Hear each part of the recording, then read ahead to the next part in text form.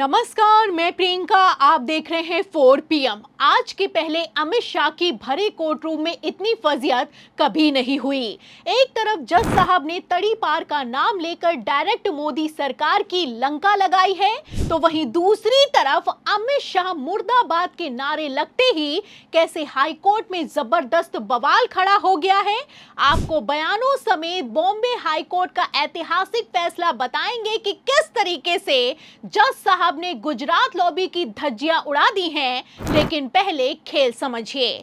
तो जैसा कि आप जानते हैं कि एक तरफ सीजीआई सूर्यकांत ने विरोध प्रदर्शन करने वाले युवाओं को कॉकरोच कहा, तो वहीं दूसरी तरफ नीट पेपर लीक के बाद कॉकरोच जनता पार्टी ने भारतीय जनता पार्टी की नींव हिलाकर रख दी है। फिलहाल इसी से जुड़े एक मुद्दे पर जब बॉम्बे हाई कोर्ट में सुनवाई हुई है, तो बॉम्बे हाई कोर्ट के जज साहब ने डायरेक्ट मोदी शाह का नाम लेकर मोदी सरकार को मुंह दिखाने लायक तक नहीं छोड़ा है। तो फिलहाल बॉम्बे हाई कोर्ट ने क्या फैसला दिया है आपको बताएंगे, लेकिन पहले मामला समझिए। आपको बता दें कि महाराष्ट्र की एक रीजनल पार्टी है जिसका नाम है socialist democratic party of India. इसके महासचिव हैं सईद अहमद अब्दुल वाहिद चौधरी। आपको बता दें कि वाहिद चौधरी की तरफ से जब महाराष्ट्र में एक विरोध प्रदर्शन किया गया, तो अमित शाह मुर्दाबाद, मोदी सरकार मुर्दाबाद के नारे लगाए गए, जिसके बाद पुलिस ने एक आदेश में अब्दुल वाहिद चौधरी को 1 साल तक मुंबई आने से प्रतिबंधित कर दिया। फिलहाल इसी को लेकर अब बवाल खड़ा हो गया है। एक तरफ वाहिद चौधरी बॉम्बे हाई कोर्ट पहुंचे हैं, वहीं दूसरी तरफ जज साहब ने डायरेक्ट तड़ी पार का नाम लेकर ऐसा फैसला सुनाया है कि यह फैसला ऐतिहासिक साबित हुआ है। आपको बता दें कि बॉम्बे हाई कोर्ट के जस्टिस माधव जामदार ने डायरेक्ट कहा कि लोगों को सरकार का गुलाम बनाया जा रहा है। अमित शाह मुर्दाबाद जैसे नारे क्यों नहीं लगाए जा सकते हैं। तो जज साहब का कहना है कि सरकार की गुलाम नहीं है पब्लिक का अधिकार है कि वो विरोध प्रदर्शन कर सकती है, और विरोध प्रदर्शन के दौरान अमित शाह मुर्दाबाद और मोदी सरकार मुर्दाबाद के नारे लगाना किसी तरह का कोई अपराध नहीं है। तो आप देख सकते हैं कि बॉम्बे हाई कोर्ट ने वो कर दिखाया जो कि सुप्रीम कोर्ट तक नहीं कर पाया। फिलहाल बॉम्बे हाई कोर्ट यही नहीं रुका है। आगे भास्कर की खबर में लिखा है कि बॉम्बे हाई कोर्ट जज बोले, सरकार का विरोध करने पर केस क्यों, लोगों को सरकार का गुलाम बनाया जा रहा है। पुलिस पीएम सीएम की नौकर नहीं है। तो पुलिस प्रशासन कैसे सत्ता परिवर्तन होते ही सरकार के चरणों में लोटपोट हुआ जाता है, इसका सबसे लेटेस्ट उदाहरण बंगाल है। बंगाल में आप जानते हैं कि मौजूदा सांसदों को सड़कों पर दौड़ाया जा रहा है, अंडे पत्थर मारे जा रहे हैं, लेकिन फिर भी पुलिस निकम्मी साबित हुई है। फिलहाल इसी से जुड़े महाराष्ट्र, जहां पर बीजेपी की डबल इंजन की सरकार है, वहां पर जब अब्दुल वाहिदी को तड़ी पार कर दिया गया, तो बॉम्बे हाई कोर्ट ने मोदी सरकार की लंका लगाकर रख दी है। आपको बता दें, बॉम्बे हाई कोर्ट ने साफ साफ कह दिया है कि भाजपा सरकार मुर्दाबाद, अमित शाह मुर्दाबाद जैसे नारे लगाए जा सकते हैं, और इसके चलते किसी भी नागरिक को देश निकाला का ऑर्डर नहीं दिया जा सकता है।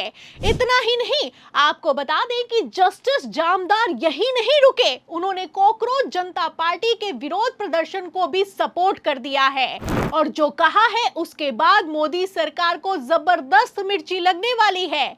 आपको बता दें, बॉम्बे हाई कोर्ट ने सुनवाई के दौरान कहा कि सभी नागरिकों को भारत सरकार का गुलाम बनाया जा रहा है, वे विरोध नहीं कर सकते, वे आंदोलन नहीं कर सकते।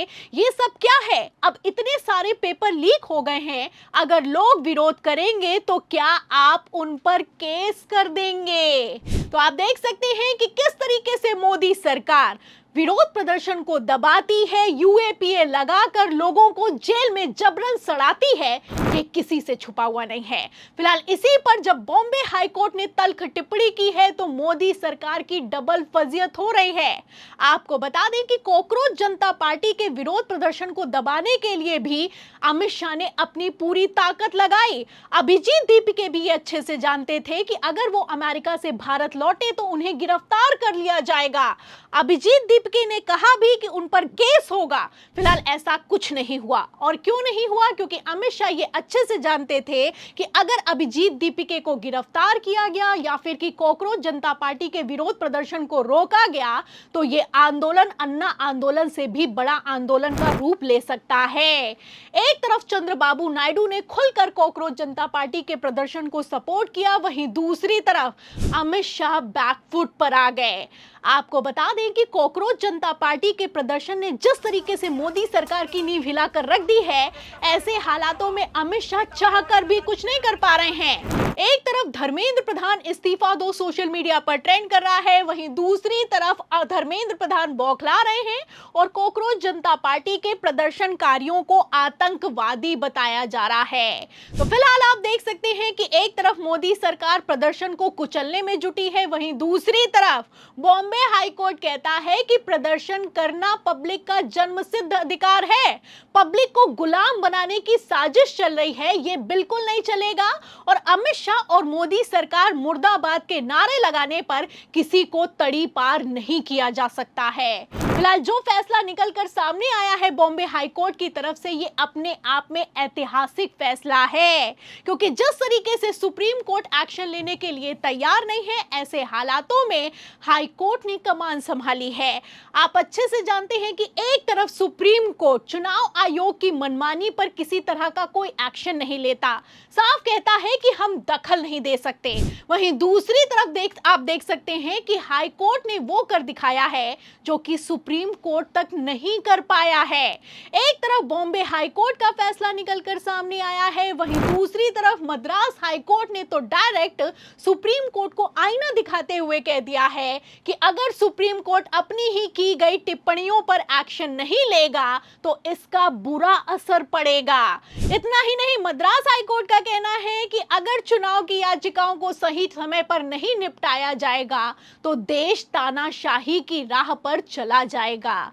तो फिलहाल जिस तरीके की टिप्पणियां अब हाईकोर्ट से निकलकर सामने आ रही हैं, ऐसे हालातों में आप समझ सकते हैं कि किस तरीके से अब मोदी सरकार अपने ही बनाए जाल में फंस गई है। एक तरफ सीजेआई सूर्यकांत कहते हैं कि विरोध प्रदर्शन करने वाले युवा कॉकरोच हैं, वहीं दूसरी तरफ बॉम्बे हाईकोर्ट कहता है कि प्रदर्शन करना पब्लिक का जन्मसिद्ध अधिकार है और इस अधिकार को उनसे नहीं छीना जा सकता है। पब्लिक सरकार की गुलाम नहीं है। तो फिलहाल जिस तरीके से हाई कोर्ट से टिप्पणियां निकलकर सामने आ रही हैं, ऐसे हालातों में आपको क्या लगता है, क्या सुप्रीम कोर्ट दबाव में है? और क्या सुप्रीम कोर्ट जब एक्शन नहीं ले पा रहा है तो हाई कोर्ट ने कमान संभाल ली है? इन सभी सवालों के जवाब में पूरी रिपोर्ट पर आपकी क्या राय है? क्या मोदी सरकार की अब उल्टी गिनती शुरू हो चुकी है? जो भी आप सोचते हैं हमें कमेंट बॉक्स में जरूर लिखें। वीडियो को ज्यादा से ज्यादा शेयर करें, हमारे चैनल को लाइक करें, सब्सक्राइब करें, ज्वाइन करें। फिर मिलते हैं अगली खबर के साथ, तब तक के लिए धन्यवाद।